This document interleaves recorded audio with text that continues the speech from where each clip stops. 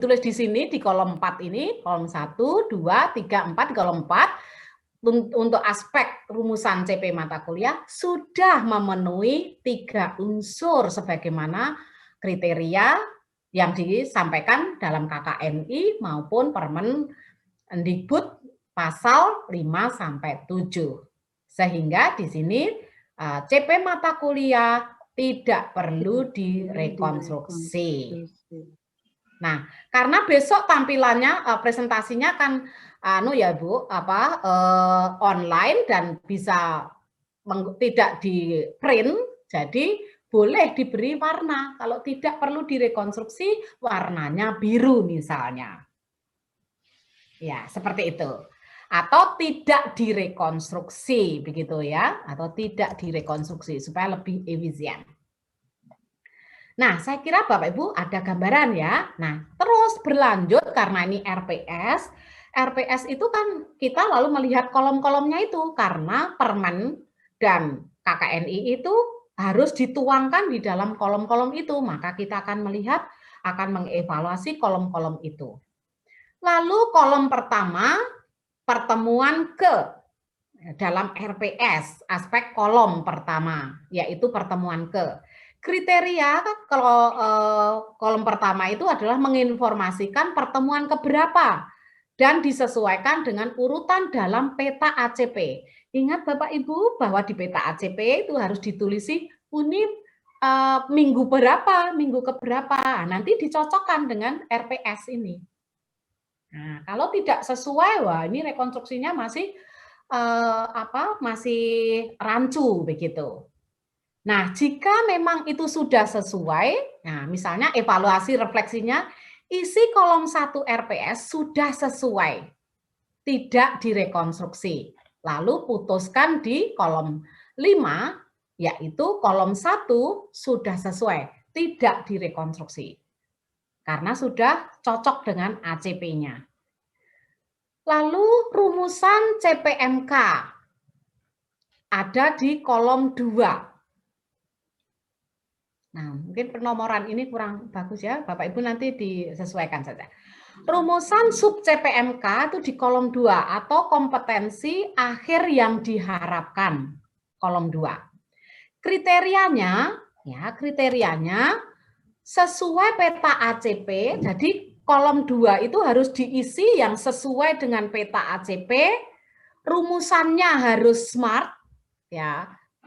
Spesifik, measurable, achievable, realistic, time bound-nya cukup, dan levelnya harus ke higher, harus hot. Nah, dan holistik. Holistik itu tadi ada unsur sikap, pengetahuan, dan keterampilan. Nah, sekarang evaluasinya. Rumusan KAD, contoh ini adalah contoh. Rumusan KAD atau sub CPMK telah sesuai peta ACP, sesuai dengan kriteria 1, namun rumusannya belum SMART. Ya, mungkin kata kerjanya belum operasional. Kepada Bapak Ibu saya kirimkan juga file tentang kata kerja operasional. Ya. Dan baru level C2 berarti belum hot. Kurang hot.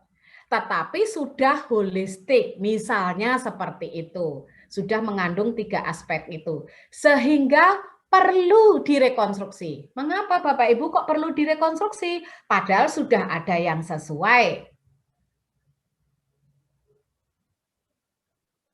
Pak John?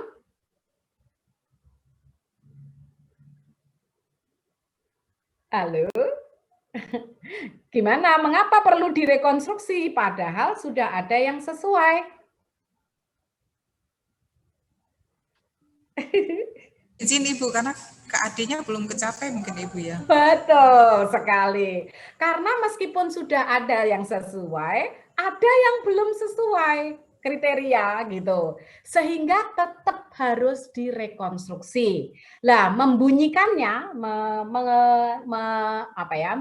meredaksikannya adalah Bapak Ibu akan merekonstruksi rumusan sub CPMK KAD dengan mengganti kata kerja verb-nya supaya lebih smart dan hot.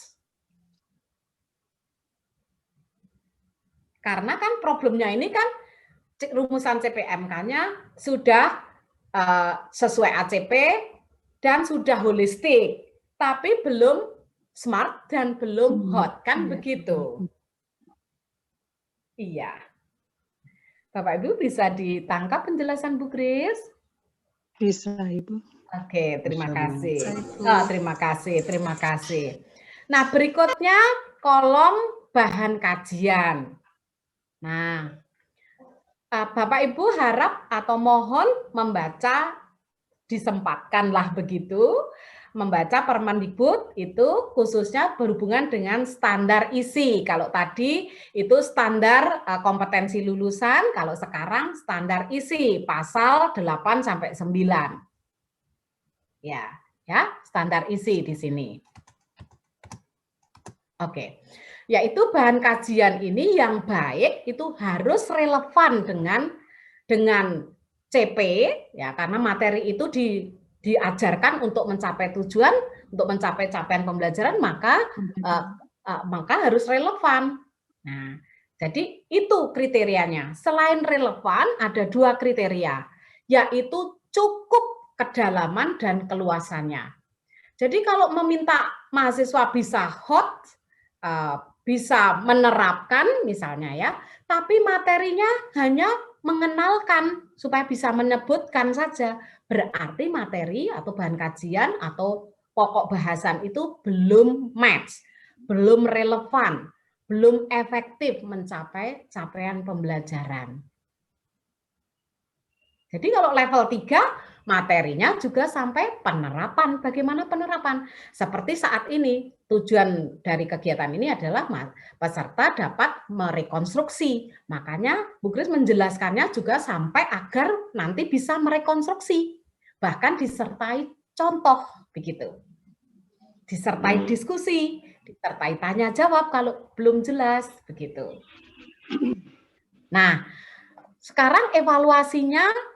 Nah, kalau perlu Bapak Ibu, karena ini tuntutan zaman dan ditetapkan di dalam peraturan Mendikbud yang diilhami atau yang berfokus, berorientasi, berbasis Merdeka Belajar.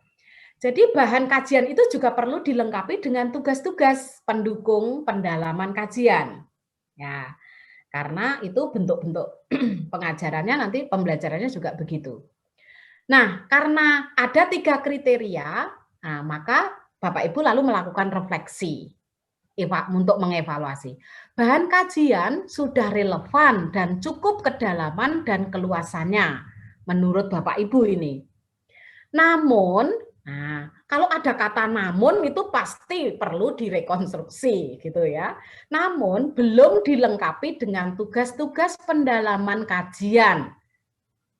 Ya, baik untuk tugas-tugas terstruktur maupun tugas-tugas mandiri, sehingga perlu direkonstruksi.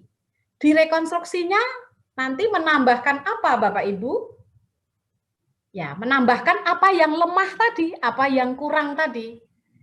Yaitu bahan kajian, merekonstruksi mata kuliah, terutama di bahan kajian, aspek bahan kajian dengan menambahkan tugas-tugas mandiri untuk pendalaman materi, yaitu misalnya membaca jurnal tentang apa, menyusun chapter report bab berapa, melakukan percobaan tentang apa, mengamati pasal-pasal dalam hukum, dalam kitab apa begitu yang dari Fakultas Hukum. Begitu. Dan lain-lain ini tergantung dari mata kuliah Bapak Ibu. Baik. Nah, sekarang terkait dengan pertanyaan Pak Paul Munto tadi. Pak Paul, di sini kita juga harus merekonstruksi, harus merefleksikan, harus menilai, harus mengevaluasi ya. Terkait dengan dalam RPS kita terkait dengan model-model pembelajaran, metode pembelajaran. Kalau tadi di dalam bahasan mengenai model rekonstruksi tadi ya. Nah, model rekonstruksi tadi juga sesuai dengan ini kolom aspek 7 ini.